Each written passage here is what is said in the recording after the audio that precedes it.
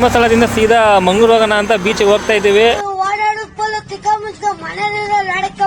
ಇಲ್ಲೇ ಮಧ್ಯದಲ್ಲಿ ಸ್ವಲ್ಪ ರೆಸ್ಟ್ ತಗೊಳ್ಳೋಣ ಅಂತ ನಿಲ್ಸಿದೀವಿ ಗಾಡಿ. ಸೀದಾ ಮಂಗಳೂರು ಹೋಗಿ ಮತ್ತೆ ಅಲ್ಲಿ ಕಂಟಿನ್ಯೂ ಮಾಡ್ತೀವಿ ಫ್ರೆಂಡ್ಸ್. ಓಕೆ ಫ್ರೆಂಡ್, ಬಾಯ್.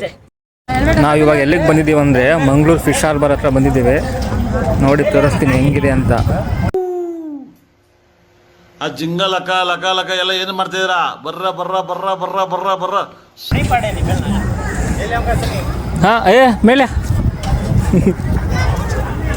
ಮಂಗಳೂರು ಫಿಶ್ ಹಾರ್ಬರ್ ಬೋಟ್ ಹೆಂಗಿದೆ ನೋಡಿ. ಆಯ್ತು, ಆಮೇಲೆ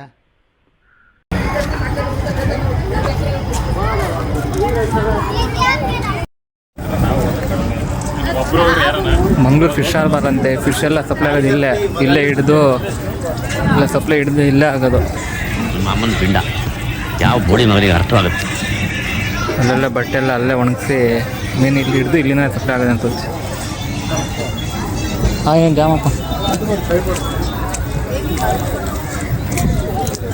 ಗಾಡಿ ರೇಟ್ ಗಾಲಿ ಹತ್ತಿದ್ರೆ ಯೂಟ್ಯೂಬ್ ಗಾಡಿ ಹಾಳತ್ತ ಈ ವ್ಯಾಲ್ಯೂ ಏನೇಣ ರೇಟ್ ಗಾಲಿ ಡೈಲಿ. ಪೆಟ್ರೋಲ್ ಬಂಕ್ ಎಲ್ಲ ಇದು ಇದು ಡೀಸೆಲ್ ತುಂಬಿಸೋಕ್ಕೆ ಹುಡುಗಿಗೆ.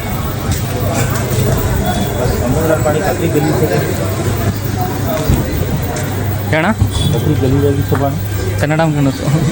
ಎಷ್ಟೊಂದು ಗಲೀಜಾಗಿತ್ತು ನೋಡಿ ಸಮುದ್ರ ನೀರು. ಎಲ್ಲಣ್ಣ ಪೆಟ್ರೋಲ್ ನೋಡಿಲ್ಲ ಇದಕ್ಕೆ ಹಾಕತ್ತೆ ಬೋಟಿಗೆ ಅಲ್ಲ. ಇದೆಲ್ಲ ಬೂತಾಯಿ ಮೀನು ಏನೋ ವೇಸ್ಟ್ ಆಗಿರೋದಂತೆ, ಗೊತ್ತಿಲ್ಲ. ವೇಸ್ಟ್ ಮೀನು ಅಂತ ಹೇಳ್ತಿದ್ರು. ಇದು ಆಯಿಲಿಗೆ ಹೋಗುತ್ತಂತೆ, ಅದು ಏನೋ ಎಣ್ಣೆ ಮಾಡ್ತಾರಂತೆ, ಏನೋ ಗೊತ್ತಿಲ್ಲ ನನಗೆ. ಹಂಗಂತ ಹೇಳ್ತಿದ್ರು. ನಂಗೆ ಅದ್ರ ಬಗ್ಗೆ ಅಷ್ಟು ಗೊತ್ತಿಲ್ಲ. ಇದರಿಂದ ಎಣ್ಣೆ ಮಾಡ್ತಾರೆ, ಎಣ್ಣೆ ತೆಗಿತಾರೆ ಅಂತ ಹೇಳ್ತಿದ್ರಪ್ಪ. ಏನೋ ಅಷ್ಟೊಂದು ಗೊತ್ತಿಲ್ಲ, ತೋರಿಸಿದ್ದೀನಿ ಅಷ್ಟೇ.